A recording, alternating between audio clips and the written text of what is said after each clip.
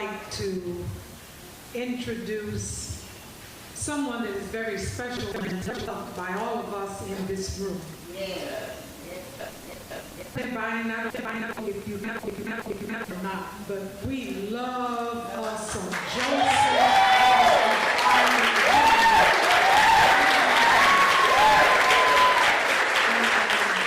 And it's not just because you signed the proclamation into law. It's not just because you signed it that we love you. It's for all that you have done for us. President of the United States of America.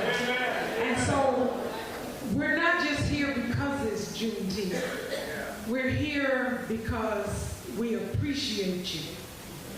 And so I don't know how to introduce the president other than to say, I introduce to you President Joseph R. Biden, Jr.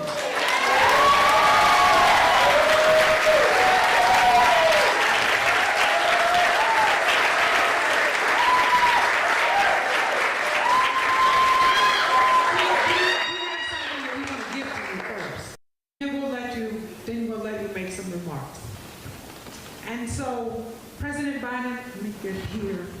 We kind of brought it in here so that they could sweep it, know that it's clean for you. This is a gift from Visit Galveston, and it's got some swag on the inside for you.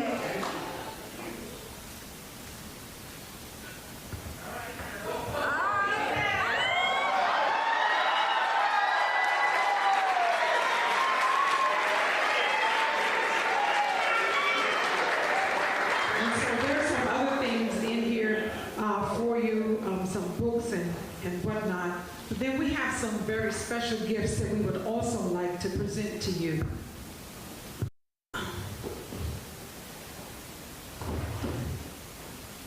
This one is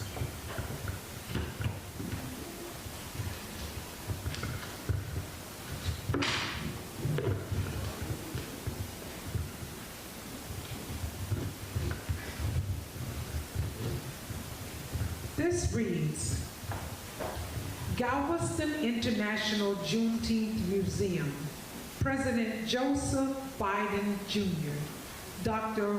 Ronald Myers Legacy Award, June 19, 2025. That's from the Juneteenth Legacy Foundation.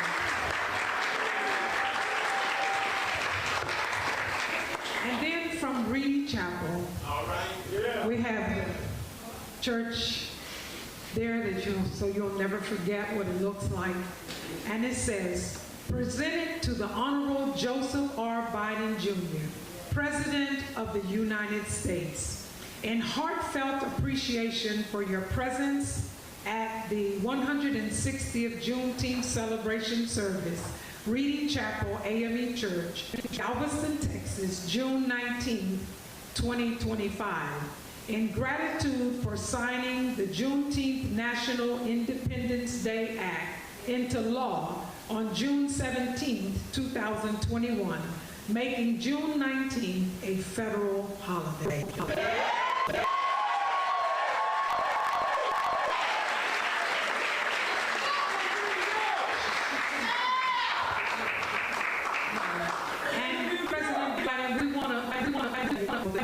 We have an astronaut that is a member of Reedy Chapel AME Church, and her name, he already knows, her name is Stephanie Wilson. And she couldn't be here today because she's training in corporate, and she couldn't get anything prepared because she has to go through NASA in order to, but she sends her gratitude and her heartfelt love and appreciation to you. President Joseph R. Biden.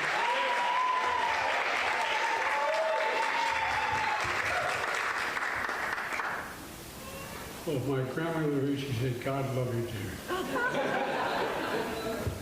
Folks, it's a great honor to be here. Bishop by Reverend Patterson, Dr. Waters, presiding elder, members of the congregation, thank you for inviting me back. Well, I tell you what, it's not that hard to get anybody at once, but get everybody back is a big deal. Folks, I just want to say something to the bishop. It's going to sound strange to you, but I hadn't planned on saying this till we talked about it earlier. I spent an awful lot of time in AME church. That's right. No, I mean, it's the truth. When I moved from Pennsylvania as a kid, when Cole died and school, everything shriveled up, moved down to Delaware. And I got deeply involved in the civil rights movement. And one of the things that occurred, Wilmington, Delaware, my hometown, is the only town in the history of America since the Civil War, occupied by the military for 10 months, with drawn bayonets in every corner. And Dr. King was killed, a significant part of the city was burned down. I quit my job as a lawyer in a defense law firm, became a public defender because all of my friends, I grew up with the east side of Wilmington, and the African American community were being very, very badly treated. I became a public defender. One of the things that I started doing, I happen to be a practicing Catholic, and I'd go to 7 o'clock Mass at St. Joseph on Brandywine, and then 10 o'clock services at AME Church. Hey. No, by the way, not a joke. Bishop Beeman, who now is heading up the Bishops' Council, has told the bishop he knows the relationship. That's right. And that's right. Look, my whole being, particularly as a high school and college student, was formed by the black community. I come from an area where we're the third largest percent of African Americans of any state in the Union in Delaware. Delaware is a strange state. Delaware is the first state, but it's also a state that was a slave state, our great shame. But it fought on the side of the north, and you couldn't get to the south like Maryland and 2 other states. And so even when we did Juneteenth, it didn't affect people in Delaware because they weren't from the Confederacy. The only few that were in the Confederacy. It wasn't until the Emancipation Proclamation has occurred. So what I'm trying to say is that I just learned a lot from the community. And that's where I worked on the East Side, that's where I worked as a lawyer, and that's why I got involved in public life. Mayor Brown, we talked a little earlier, and I thank you for the beautiful gift. I really mean it sincerely. And the Galveston City Council, I want to thank them as well. It's an honor to be here in a city where freedom rang out 160 years ago. 160 years ago. I often say, imagine what would have happened to the African American community without the black church. No, I'm serious. Just imagine what would happen.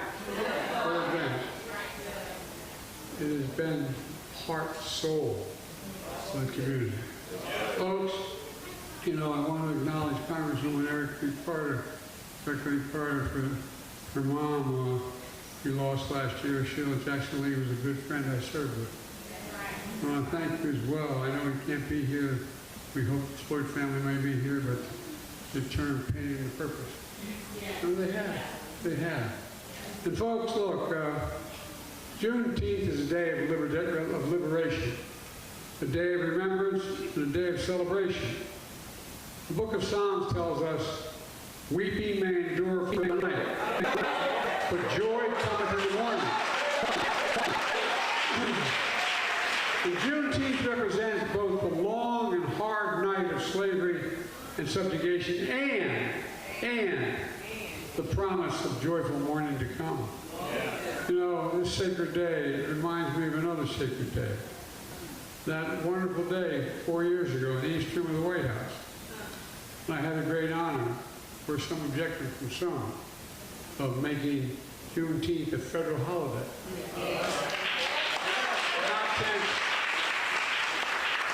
Not since Dr. Martin Luther King Jr. Day, the first holiday since then.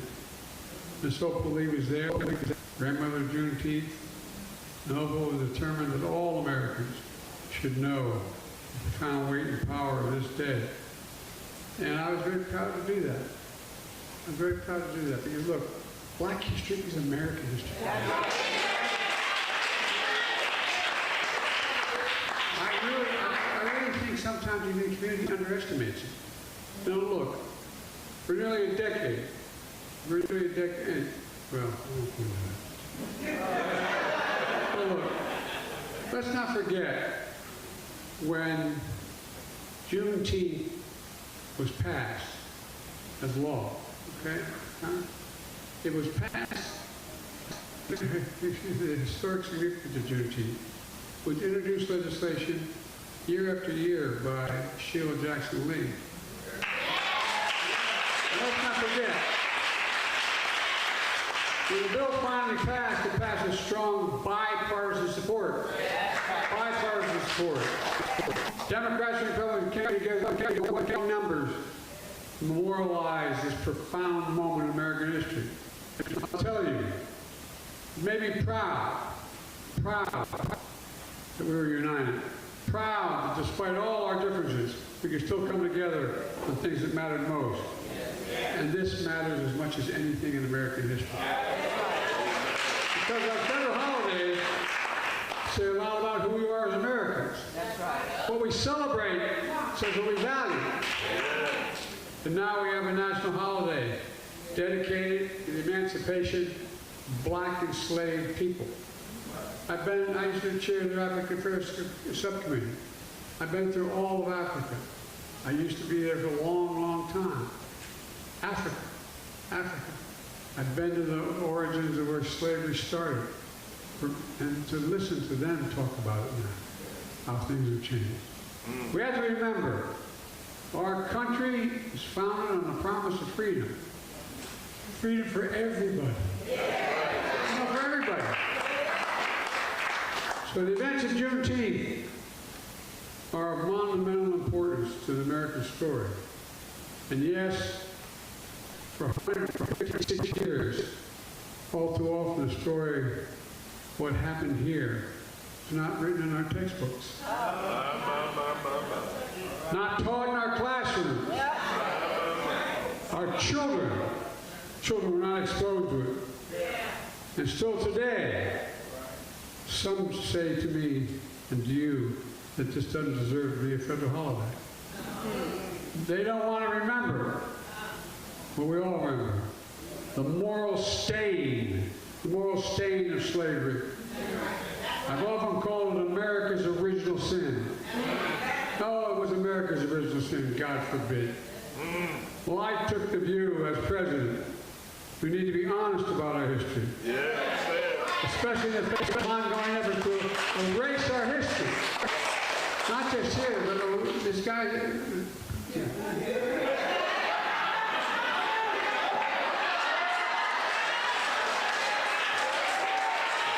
Too many people are trying to erase our history, especially in the face of ongoing efforts to erase history from our textbooks and our classrooms.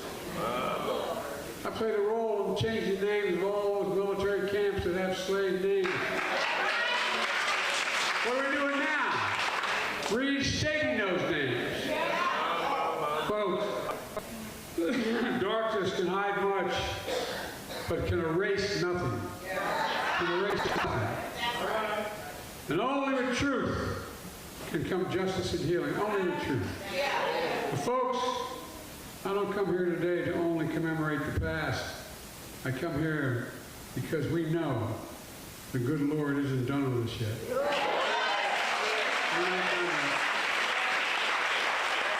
We have more work to do. Scriptures tell us faith without works is dead. Faith without works is dead.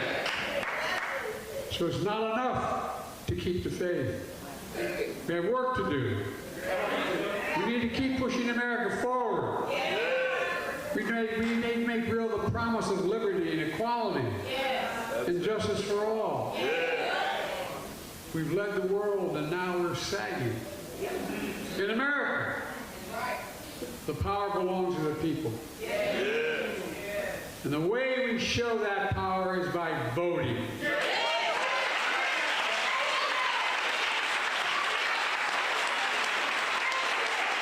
So in honor of Juneteenth, let's recommit to the most fundamental task of democracy. To stop those who try to make it more difficult to vote and help people register to vote. Let's reach out to our families, our friends, our neighbors, remind them how critical it is. Folks, by voting, anything is possible. Without voting in America, nothing is possible in my life. And folks, let me close with the words of our late friend and a friend of mine, John Lewis. John said, freedom is not a state, it's an act. Freedom is not a state, it's an act. Today we celebrate the freeing of millions of people 160 years ago. The emancipation of enslaved black Americans. And by the way, as I said, when this was signed, became law, slaves in Delaware were still slaves because we fought inside the North and only dealt with the Confederacy. That's right. But it did not mark the end of America's work to deliver the promise of equality. It only marked the beginning. On the true meaning of Juneteenth, we have to continue to work toward that promise. That sounds corny to say, but I mean, think about it. Practical terms. We must continue to work toward the promise. We have to continue to act for freedom, democracy, for America itself. And folks, let's remember who we are. We're the United States of America, God says. The United States of America. You've heard me say it many times in my career. There's nothing beyond our capacity when we act together. Nothing. And folks, I can tell you, I've known every major world leader in the last 30 years. I know them by the first name. I sat with them, I been with them. And they're wondering what's happening. They're wondering. I mean it sincerely. Without America leading the world in the basic values that the rest of the world belongs to, who's going to do it? So folks, I'd like you to, I just think, pleading, thinking these terms. We want to celebrate. Let's get the hell to work and get more done. Thank you.